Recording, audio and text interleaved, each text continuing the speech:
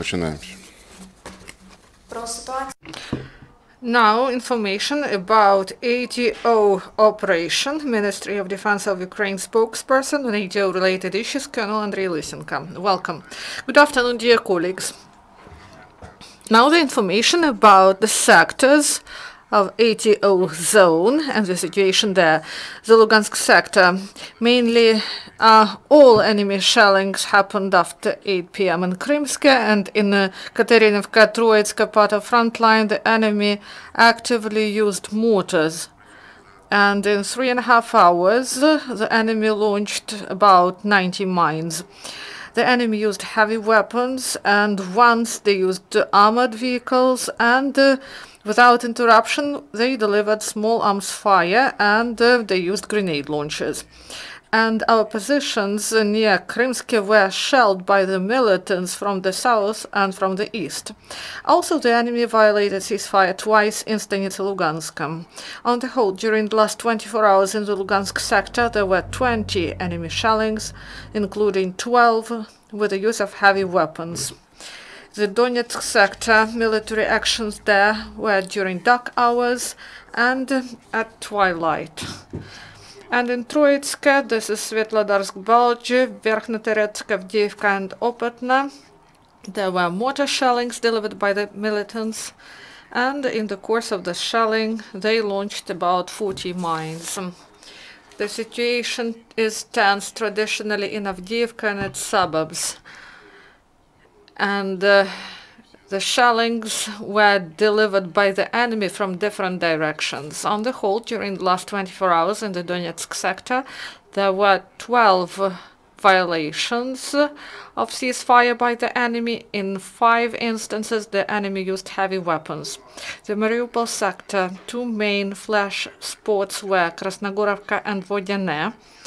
In the first instance, during the day and in the evening, the militants repeatedly used mortars and tanks. And in Vodyane, the occupants used they used small arms in their 12 provocations, and it happened throughout the day. Also, there were 3 sniper fire instances delivered by Russian occupation forces, all in different places in Mariinka, Gnutov, and Talakivka. And in Shirokina, the enemy used mortars. And the Ukrainian forces more than 20 times returned fire. And on the whole, during the last 24 hours in the Mariupol sector, the enemy violated ceasefire 28 times, including 6 with the use of heavy weapons. During the last 24 hours, in the result of the military actions, no Ukrainian serviceman was killed. 2 servicemen were wounded, and 1 was traumatized. And the Military and Maritime Lyceum of Odessa held a graduation ceremony for its 74 graduates. This is the biggest number of graduates in the history of Lyceum, and 3/4 of graduates plan to continue their education in higher military educational institutions. This is all. If you have questions, please.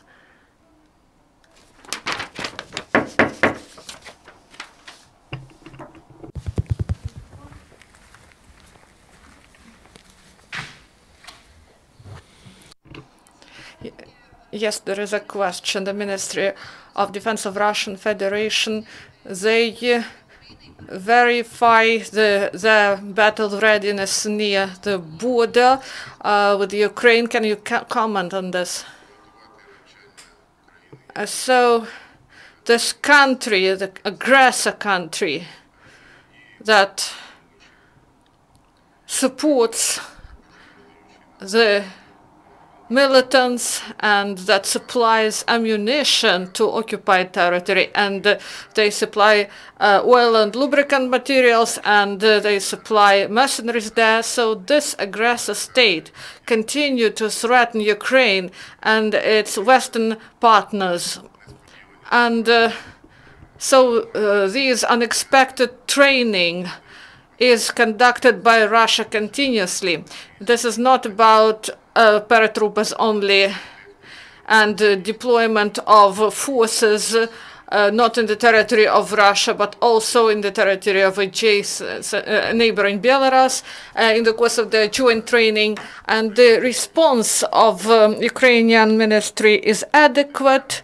We observe vigilantly the deployment of forces. Also, we control airspace and we control the situation on the border, and we observe in order that this training would pose some threat. So we monitor the situation, and all those who are in their positions, they are in the proper state of readiness. So the key word is training. So there is no threat of assault. Training is always an act that envisages the verification of personnel and means, and any training is a possible threat. That's why we observe the situation and the movement of those detachments of Russia that are now in the course of training. So we pay attention to the situation. If you don't have other questions, thank you.